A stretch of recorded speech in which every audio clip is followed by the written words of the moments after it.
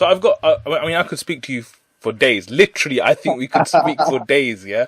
And I hope that maybe we get a chance to speak more at another time. But I've got like two big kind of questions that I wanna finish up on, right? So the first question I've got is that when I looked through, like, you've won so many awards, mashallah, tabarakallah, right?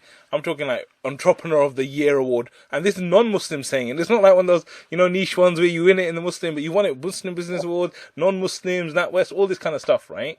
And then I see pictures of you with the Future King, and I see pictures of you at Towning Street, and like all this stuff, right? But then when we see you and we speak to you, it's like this guy's like an up on a guy from local. He's like really nice. So how do you keep that humility when you've had so much success and recognition?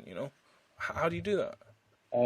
It's just when I go home, and my mum gives me a slap around the ear. Oh man, who do you think you are?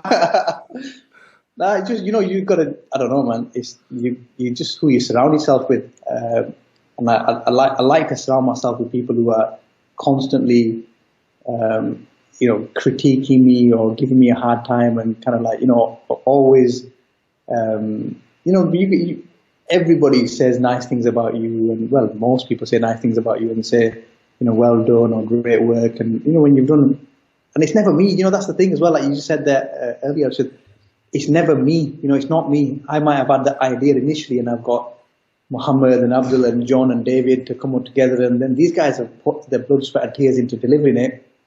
So it's about keeping real, I guess, and understanding that, just because I'm the one that, I call myself a bit of a delivery driver, I'm the one that goes and collects these awards. That award isn't mine. It's not me. And I guess why are we doing it as well? What am I being recognised for? I'm being recognised for the generosity of Muslims in the UK, and the generosity of Muslims in the UK who are giving for what? They're giving to help people in Yemen. They're giving to help people in Syria. They're giving to help people in Gaza, and where we are just that middle person, that middle part that helps people give to the right entity, and then we help create programs and sustainable projects that help give and keep giving to those that are less fortunate.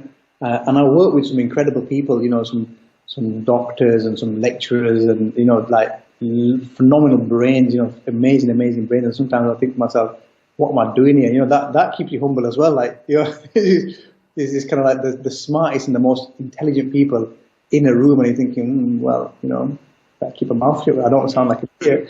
It's just all those, and I guess just from being from Wakefield keeps you quite humble as well. I've got like people from our Grand village. They're from Wakefield. So next time I come up there, I'm gonna give you a shout, inshallah. Next time there's a family wedding or something. Yeah, inshallah. So, bro, I wanted to ask you, how did MrSingleMuslim.com get married himself? Did you use the platform? Tell me the truth. Did you use the platform and you just sat there and just like scrolled through? Yes, well, I did. I'm not going to tell you anything more than apart from that.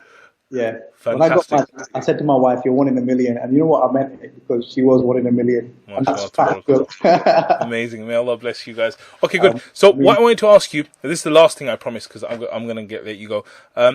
Someone watching this, like, what are any great books, any great resources, any tools, any speeches? What do you recommend that, someone who's like Adeem 15, 20 years ago, what kind of resources or anything that you would recommend for him to listen to, watch, read, anything that may help someone in that kind of journey? Yeah, so I want to do a little bit of a cheeky pitch here, because I write quite a lot of LinkedIn articles. Yeah, I saw that, yeah. And some of the LinkedIn articles are full of my experiences, people that I meet, books that I read, and so on and so forth. And in particular, there's a chap called Ambassador Ibrahim Rasool, who's from South Africa. And he actually spent some time in prison and outside of prison with Nelson Mandela. Oh, okay. When he came to Wakefield, I called Wakefield the centre of the universe. Everybody should come to Wakefield. He came to Wakefield, and it was amazing, because you just learn so much of these individuals. They're just like walking, talking, thesauruses, and their knowledges, and they just ooze wisdom. And some of the things that he taught us all whilst he was here are in my article on my LinkedIn and my other experiences as well. So please do kind of like go there and have a look through. But just the biggest kind of places to learn is other human beings. Surround yourself with good people that are God-fearing, people that are successful for the right reasons, and just spend time in their company, and just learn from their traits. It's okay, learning the 10 habits, reading the book that's called 10 Habits of Being the Most Efficient Person in the Universe. But when you know somebody who's efficient and you know somebody who's successful because they're efficient, just go spend a day with them. Just go make cups of tea for them or something and spend a little bit of time in their company, and you'll soon understand why they're efficient. And not only will you understand the theory, but you'll understand it in a practical context as well. That's a very northern way of thinking, by the way. In London, we ain't got time to spend the day with you. A day? Are you mad?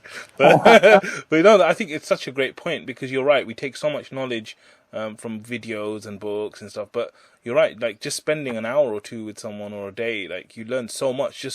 And you learn full exposure. It's not just one version of it. It's like you're around them the whole time. So deep dive. Deep dive. Amazing.